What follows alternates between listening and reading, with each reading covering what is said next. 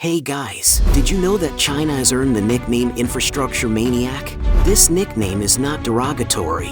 It reflects foreigners' astonishment at the speed of China's construction speed and technology of mega projects. As we all know, China is a country that has undergone unprecedented changes, and it's especially known for its enthusiasm for constructing mega projects to accommodate its continuously growing population. Over the past 3 decades, the landscape of infrastructure in China has undergone a truly remarkable transformation, defying expectations and capturing the awe of the global community. Embarking on an astonishing journey from its humble beginnings, China's infrastructure story is a testament to its unwavering commitment to progress and innovation. At the heart of this tale lies the staggering expansion of China's mega dam, a feat that stands as a testament to China's engineering ingenuity and determination. In this video, we're set to unravel the factors behind China's building megadams. But before we dive into our discussion, we kindly ask for your support by liking this video and subscribing to Machine Eye. Your thoughts matter to us, and we invite you to share your opinions in the comments below. Without further ado, let's embark on an extraordinary journey.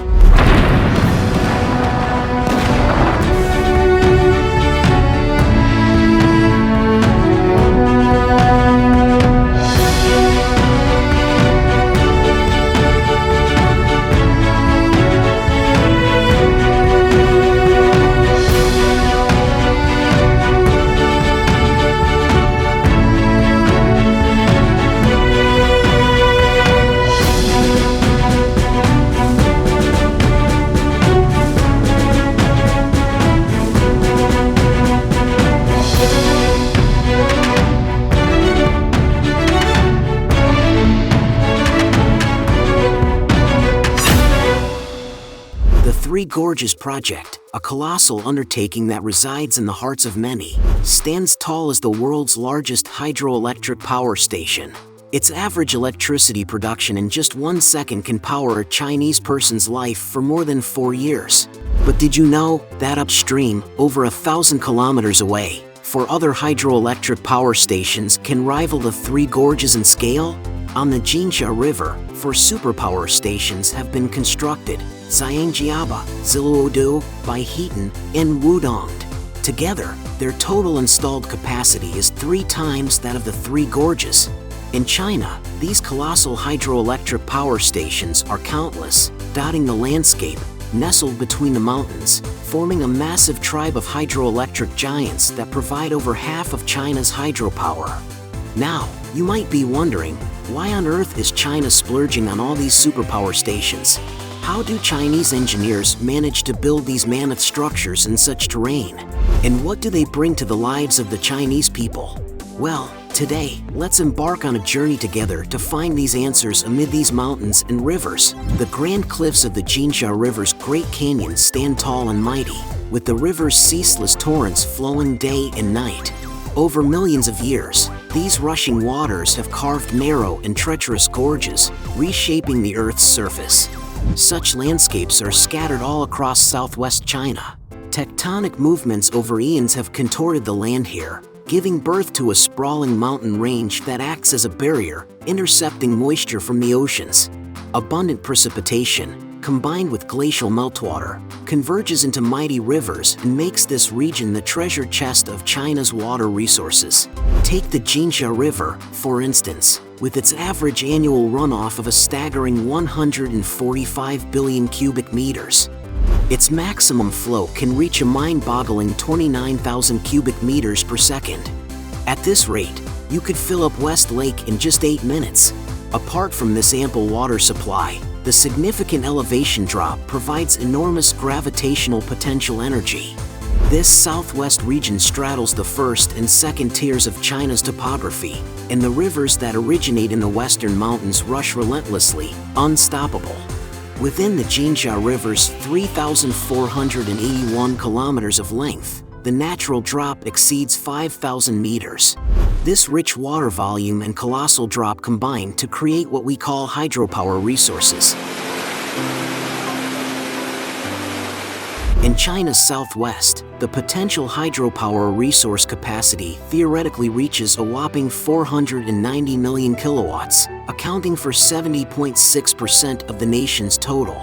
Converting these resources into electricity would be immensely beneficial. That's why over half of China's 13 major hydropower stations are located in the southwest.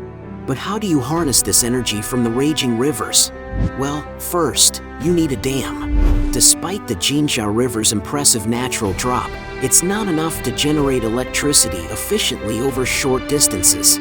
So, engineers usually build a massive dam in the middle of the river to raise the water level further, enhancing the drop. But constructing a dam in the turbulent river isn't a walk in the park. Even before construction begins, engineers must divert the river to create a dry construction site, and then restore the original flow after the dam's completion. In 2014, the first superpower station downstream of the Jinsha River was completed, and it's called the Zhangjiabe Hydroelectric Station. This dam is a behemoth, with a crest length of about 900 meters, taking a leisurely 12-minute stroll to cross. Its maximum height reaches a towering 162 meters, equivalent to a nearly 60-story skyscraper. It's solid, like a heavyweight champion in a wrestling ring, firmly resisting the surging river with its massive weight. It's what we call a gravity dam, and it elevates the water level difference between upstream and downstream to a staggering 100 meters. However, such a colossal structure requires an enormous amount of construction materials. During its construction, a mind-blowing 14 million cubic meters of concrete were poured, enough to fill over 6,000 international standard swimming pools. The logistics alone for such a volume is a significant expense. So, are there other ways to construct these dams? Look at this one. It's like a graceful crane, spreading its wings and blocking the Jinsha River behind it. It's slender and elegant, earning the name Baihetan, which means White Crane Beach. Its maximum dam height reaches a towering 289 meters, akin to a 100-story skyscraper. However, its narrowest point on the crest is only 14 meters wide. Despite its slim profile, it can withstand a staggering 16.5 million tons of thrust, equivalent to the takeoff thrust of over 15 Long March 5 rockets. So, how do engineers pull this off? Maybe a change in perspective can provide the answer. From a bird's eye view, you can see that Baihetan Dam employs an arch structure, which we call an arch dam. This design efficiently transfers the force of the water's flow to the mountainous terrain on both sides. With the mountains sharing the load, arch dams don't require the immense bulk of gravity dams to remain stable. Although the dam is nearly twice the size of Zhangjiabe in terms of volume, it only required around 8 million cubic meters of concrete, less than half. Furthermore, arch dams, as statically determinate structures, boast high safety standards. They can even withstand over 10 times their designed load capacity. At the same time, China is continually building taller arch dams, claiming over half of the world's dams are taller than 200 meters. But not just any place can host such arch dams. They require extremely strict geological and topographical conditions, such as steep, narrow valleys and solid bedrock. Luckily, the numerous canyons in the southwest provide the perfect geographical environment for building arch dams. As a result, various types of arch dams have sprung up on this land, including the 240-meter tall Ertan Dam, the 270-meter tall Wudong Dam, and the world's tallest at 305 meters, the Jinpingyi Hydropower Station Dam. As these colossal dams and reservoirs gather in the southwest, even the mightiest rivers temporarily bow down to store their energy here. But to convert this energy, we also need a superpower plant. Dams are not just impenetrable water barriers, they're equipped with intricate networks of pipes beyond their visible spillways. These pipes lead to the heart of the power station. Hydroelectric generators direct the water through these pipes to the turbines. The impact causes the turbine blades to spin, converting the gravitational potential energy of the flowing water into mechanical energy. The turbine, in turn, drives the generator, converting mechanical energy into electrical energy, ultimately producing electricity. In this process, we're merely harnessing the power of the water, consuming no fuel, emitting no greenhouse gases like CO2, and keeping it a renewable and clean energy source. In places where the riverbed is wide, engineers can construct powerhouses directly in the middle or behind the dam to house these massive generator units. But what about narrow mountain valleys? Where do you put the equipment there? This is where we find the world's largest network of underground caverns, a labyrinth of 246 tunnels crisscrossing for a total length of 217 kilometers. The largest cavern stretches 438 meters long, 34 meters wide, and 88.7 meters high, big enough to comfortably park 13 Boeing 737 airplanes.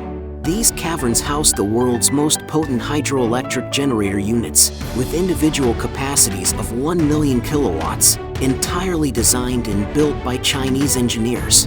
Just one of these units running at full throttle for an hour can provide electricity for over 1,000 people for an entire year. Typically, the larger the capacity of the hydroelectric generator unit, the higher its efficiency. The 1 million kilowatt hydroelectric generator units at Baihetan Hydropower Station can achieve an astounding energy conversion efficiency of up to 96.7%, making sure every drop of water is utilized to the max. It's hard to believe that in the mid-1990s, China's domestically designed hydroelectric generator units had a maximum capacity of just 300,000 kilowatts. Today, from the 770,000 kilowatt Xiluodu to the 800,000 kilowatt Xiangjiaba, from the 850,000 kilowatt Wudong to the 1 million kilowatt Baihetan, these 4 superpower stations on the Jinsha River have witnessed the evolution of China's hydroelectric units. Once Baihetan Hydropower Station is fully operational, it will produce over 62 billion kilowatt hours of clean electricity annually. This energy will traverse the high mountains and deep valleys of the southwest, sent through various high-voltage transmission lines to regions nearly 2,000 kilometers away in East China, infusing fresh energy into this magnificent network of west-to-east power transmission. And thus, China has built these superpower stations in the world's most water-rich regions.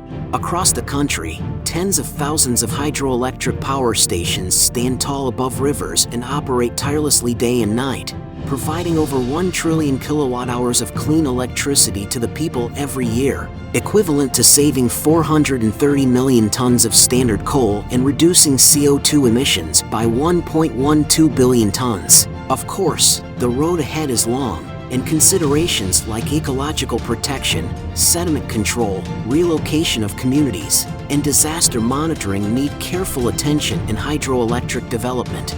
But one thing is certain: in the journey to reduce carbon emissions and achieve carbon neutrality, hydroelectric power will play a crucial role.